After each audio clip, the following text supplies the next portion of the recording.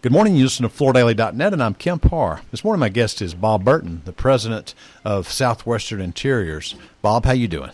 I'm doing great, Kemp. Thanks for having me on. Sure. You've gone through a rebranding. You've broadened your assortment now. You do more than flooring, and you've opened a new distribution center. Before we get to that, though, background, you used to be called Southwestern Carpets, and, we do a top 100 list in November of every year. Of course, this is our estimate, but we had you at number 38 at around $74 million. So you're a substantial dealer in flooring, focused on the builder market, and you have a design studio. I guess some people would call you a flooring contractor, right? That's correct. We're almost 100% single-family new construction. Yeah. We don't do any retail. So you grew in 2020, which is A, probably because you're down in Texas, and B, because of all the sectors out there. The builder market's one of the hottest, and I guess C, because you guys are on top of your game, right? Well, I think timing has a lot to do with it, and we'd like to think we're on top of our game. Being in Texas is nice.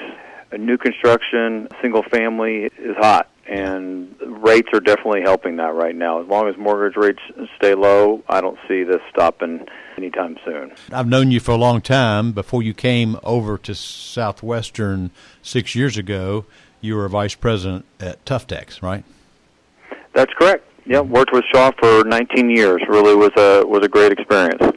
And since you've come over here, I guess recently you've seen the need to expand your offering. And in addition to flooring, I know you offer window coverings, and you also offer epoxy flooring for garages, right?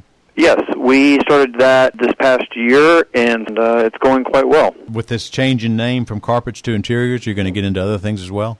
Right now, we're happy with our assortment. We're seeing such a growth area with LVT and the window coverings. We've opened this new distribution center that will open in March to service mainly the growth in that area and continue to service tile and carpet out of our existing location. So we're happy with our direction right now. Mm-hmm.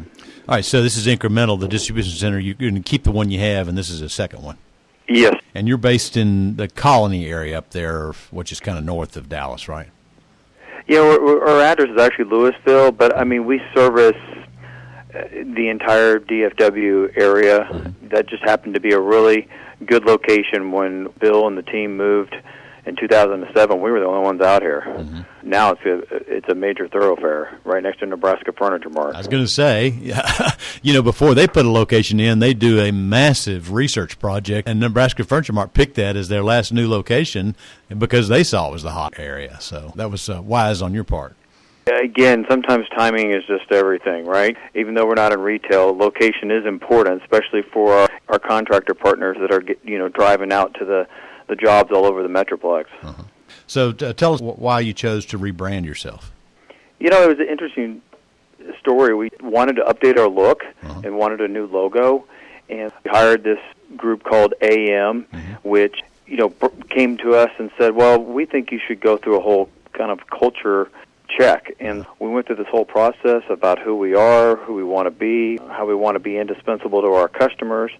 And so it came with values, it came with new branding, and they suggested you do so many other things with your customers, you should be interiors, not carpets. And so that's kind of how the whole process went. It's funny because, a lot of people are dropping the carpet. I mean, that was the beginning of a lot of folks' history, but each year it loses share. So interiors shows a broader offering. All right, so tell us, I know our listeners love to hear what the trends are, what's going on, what are the builders buying. And I know, too, that the builders you're focused on are production builders, right? That's correct. We have some locally owned builders that we do business with. We also do business with Beazer and some of the national builders, and all price points, but mainly production.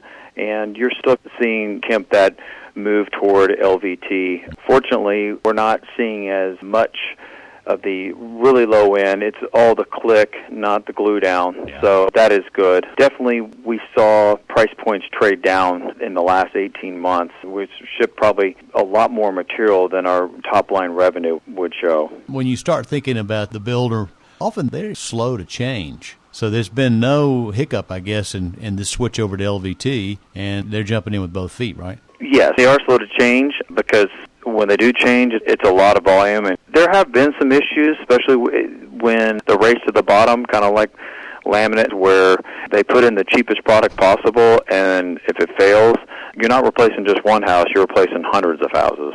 And so it takes a little while for the consumer to see it in the model homes and then want it, but it's definitely taken over market share this past year, where carpet already lost that battle. It's just going in bedrooms these days.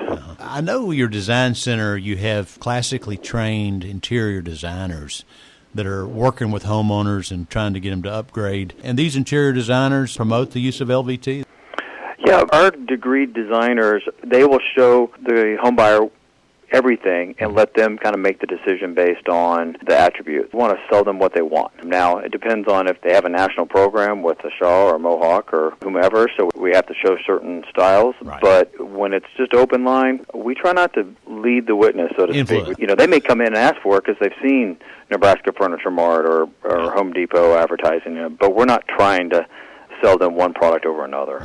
You think waterproof is a big factor there? I do believe that as they're spending a lot more time at home, the pandemic, I think with the animals, the waterproof, those type of selling features definitely get their attention, for sure. Well, last question. Based on this pandemic and people spending more time at home, do you see the price points going up? Let's switch to carpet for a minute. Are they putting a little bit nicer carpet because they know they're going to be home more than they had been? Yeah, I think that's kind of flattened out. I don't think that we're seeing more upgrades than we were before. What you're seeing, honestly, Kemp, is we're seeing lots of packages. We've seen that in a lot of markets. It's now hitting our market as well, where the builders already pre-selected packages to try to make it as simple as possible, and they come in and they just like, I want package C, and it's already all pre-selected. Is that a bundle from one supplier, the packages? It can be, depending on the builder, but a lot of times it's just based on color or look, and so a lot of those packages now do include LVT. They'll upgrade the carpet, but it's still, you're talking 80 yards of carpet, Kemp, not like 10 years ago it was 250 yards of carpet. I guess you're glad you're not just selling carpet at Tough Decks anymore. Well, I wouldn't say that, but it's a good thing that we're not just selling apartment carpet like we were when Bill bought this business 20 years ago. Replacing apartment carpet wouldn't get you a whole lot of places these days. Okay, Bob, it's good to catch up with you, and congratulations on all this news, new logo, the new distribution center, and your expanded offering. Again, we're talking to Bob Burton, the president of Southwestern Interiors, and you've been listening to Kemp Harr and FloorDaily.net.